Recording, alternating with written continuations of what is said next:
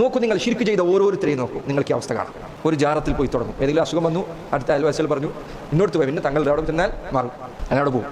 അവിടെ പോയി ഒന്ന് കുടിക്കും, അവൻ്റെ അസുഖം എന്തോ മാറിയതുപോലെ അവന് തോന്നും, പിന്നെ അത് അടുത്ത അസുഖം, പിന്നെ അത് അടുത്ത അസുഖം. അവിടെ കുട്ടി വീഴുന്നു, അവിടെ കുട്ടീനെ തലടിക്കുന്നു, ഇവിടെ അവന് അസുഖം, മറ്റൊന്ന് സുബ്ഹാനല്ലാഹ് ലാ യർതാഹു ലഹു ബാൽ. ഒരിക്കലും റാഹത്തുള്ള ഒരു അവസ്ഥ ശിർക്കിലകപ്പെട്ട ഒരാൾ ഞാൻ കണ്ടിട്ടില്ല. ശിർക്കിലകപ്പെട്ട ഒരു മനുഷ്യൻ ദുനിയാവിൽ എന്തെങ്കിലും ഒരു കാര്യത്തിൽ റാഹത്തിലാകുന്നത് ഞാൻ കണ്ടിട്ടില്ല. എന്തിനും പേടിയാണ്, എവിടെയും പേടിയാണ്.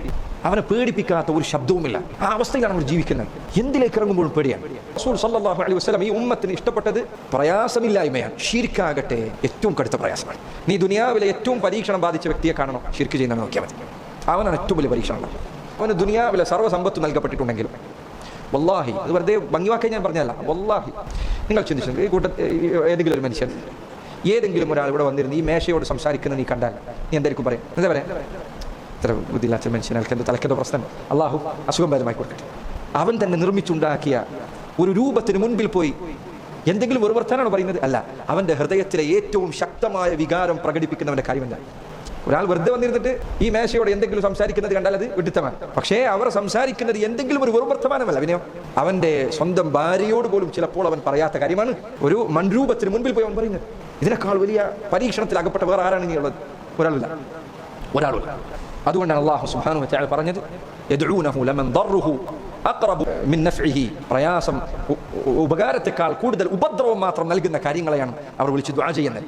അല്ലാഹു സുബ്ഹാനഹു വ തആല ഖുർആനിൽ പറഞ്ഞതുപോലെ വമൻ യുശ്രിക് ബില്ലാഹ് ഫകഅന്നമാ ഖറ മിനസ് സമാ ഫതഖ്തഫുഹു അത്വയ്ർ ഔ തഹ്വി ബിഹി അർറീഹു ഫീ മക്കാനിൻ സഹീഖ്. ആരെങ്കിലും അല്ലാഹുവിൽ പങ്കു ചേർത്താൽ അവൻ്റെ അവസ്ഥ ആകാശത്ത് നിന്ന് വീണ ഒരുത്തനെ പോലെയാണ്. എന്താ അവൻ്റെ അവസ്ഥ? നാല് ആകാശത്ത് വീണ ആളെ അവസ്ഥ ചോദിക്കുന്നത്. അവൻ വീണോണ്ടേ ഇരിക്കാൻ. വീണാൽ മരണം എന്തായാലും സംഭവിക്കുന്നത് ഏതാണ്ട് ഉറപ്പായി. പക്ഷേ ഇനി അവൻ്റെ ചിന്ത എന്താണ്? ഏതിന് മുകളിലാണ് ഈ വീഴാൻ പോകുന്നത്? വെള്ളത്തിന് മുകളിൽ വീണാൽ രക്ഷപ്പെടുമോ? ഇല്ല. മണ്ണിന് മുകളിൽ വീണാൽ രക്ഷപ്പെടില്ല. കല്ലിന് മുകളിൽ വീണാലോ? ഏതു മരണമാണ് എന്നെ കാത്തിരിക്കുന്നത് എന്ന വെപ്രാളത്തിലാണ് അവനുള്ളത്. അവനെന്തെങ്കിലും ചെയ്യാൻ പറ്റുമോ? എന്തെങ്കിലും മുങ്ങിത്താഴുന്നവനെ സംബന്ധിച്ചിടത്തോളം ഒരു പുൽക്കൊടിയെങ്കിലും കിട്ടിയാൽ അതിനൊരു പിടുത്തമെങ്കിലും ഉണ്ട്.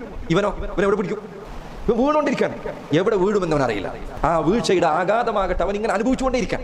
വീഴുന്നതിന് മുൻപ് തന്നെ ആൾ പേടിച്ച് നമ്മൾ ഒരു ചെറിയ ഉയരത്തിന് വാഹനം പെട്ടെന്ന് ആളൽ അല്ലെ വയറ്റിൽ ആളൽ വരും. താഴേക്ക് വീഴുമ്പോൾ ആളൽ പിടിച്ചു പോകും. ആകാശത്ത് നിന്ന് വീഴുന്നവന്റെ കാര്യം എന്താ? ഫകഅന്നമാ ഖറ മിനസ് സമാ. ആകാശത്ത് നിന്ന് വീണവനെ പോലെയാണ്. ഫതഖ്തഫുഹു അത്വയ്ർ.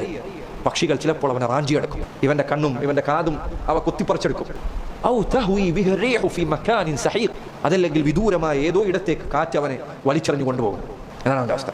ഇതാണ് ശിർക്ക് ചെയ്തവന്റെ അവസ്ഥ. സുബ്ഹാനല്ലാഹ്, ഇവന് വീണ് കഴിഞ്ഞാൽ എന്താണ് അവന്റെ അവസ്ഥ? നോക്കൂ, നിങ്ങൾ ശിർക്ക് ചെയ്ത ഓരോരുത്തരെയും നോക്കൂ, നിങ്ങൾക്ക് ഈ അവസ്ഥ കാണാം.